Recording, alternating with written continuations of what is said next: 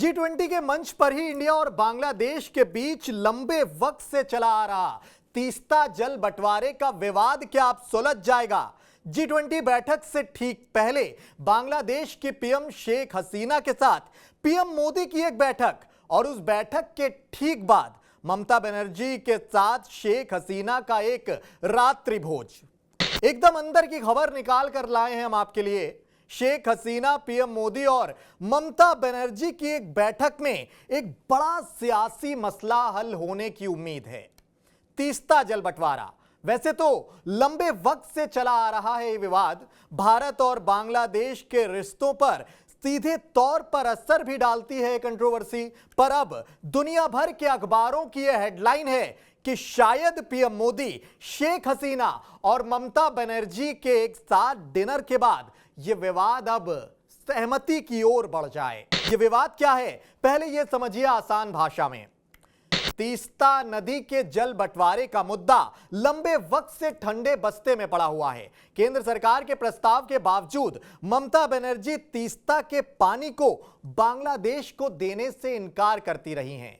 CM Mamata Banerjee का पक्ष है इस मनाही को लेकर कि अगर ये पानी तीस्ता को दे दिया जाता है तो उत्तर बंगाल के कई जिलों में सूखे के हालात हो जाएंगे।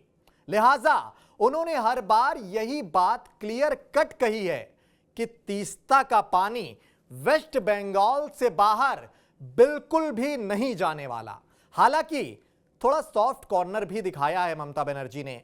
बांग्लादेश की पीएम शेख हसीना से अपने अच्छे रिलेशंस के चलते क्या सॉफ्ट कॉर्नर है ममता बनर्जी का, ये आपको बताएंगे। उससे पहले आप ये जान लीजिए कि शेख हसीना और ममता बनर्जी के बीच काफी अच्छे रिलेशंस हैं। हाल ही में शेख हसीना ने सीएम ममता के लिए आम भी भेजे थे और शायद यही कारण है कि जब पीएम मोदी के इस रात्रि भोज में कोई भी विपक्षी लीडर शामिल नहीं हुआ तो भी ममता बनर्जी ने शेख हसीना और पीएम मोदी के साथ रात्रि भोज का प्रस्ताव निर्विवाद स्वीकार कर लिया।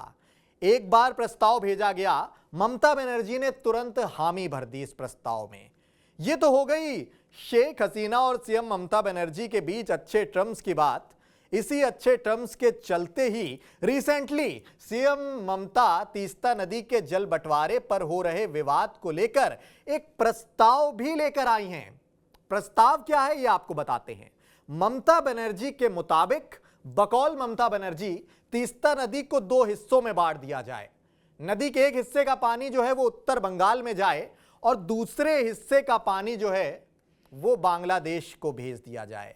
क्योंकि उन्होंने पहले ये बात कही थी कि जो उत्तर बंगाल का हिस्सा है, अगर वहां पर पानी नहीं पहुंचा तीस्ता नदी का और बांग्लादेश की ओर रवाना कर दिया जाए इस पानी को, तो फिर उत्तर बंगाल का एक बड़ा हिस्सा प्रभावित होगा, सूखे की चपेट में आएगा। इसको लेकर जो केंद्र सरकार का प्रस्ताव था, ममता बनर्जी ने उसे सिरे से ठुकरा दिया था। लेकिन शेख हसीना के साथ अपने अच्छे रिलेशंस को ध्यान में रखते हुए उसके मद्देनजर उन्होंने यह प्रस्ताव लाया कि तीस्ता नदी को दो टुकड़ों में बांटा जाए। पहला एक हिस्सा जो है उसका पानी जाए बांग्लादेश की ओर, लेकिन जो दूसरा हिस्सा है उस पर हक जो है वो उत्तर बंगाल का ही होना चाहिए। और काफी हद तक मोदी सरकार भी इस प्रस्ताव से सहमत हो गई। जब यह प्रस्ताव रखा गया, मीटिंग हुई थी हाल ही में, अलग अलग अखबारों की हेडलाइन बनी थी। उस दौरान यह कहा जा रहा था कि केंद्र सरकार और पश्चिम बंगाल की सरकार जो है वो इस प्रस्ताव से सहमत है।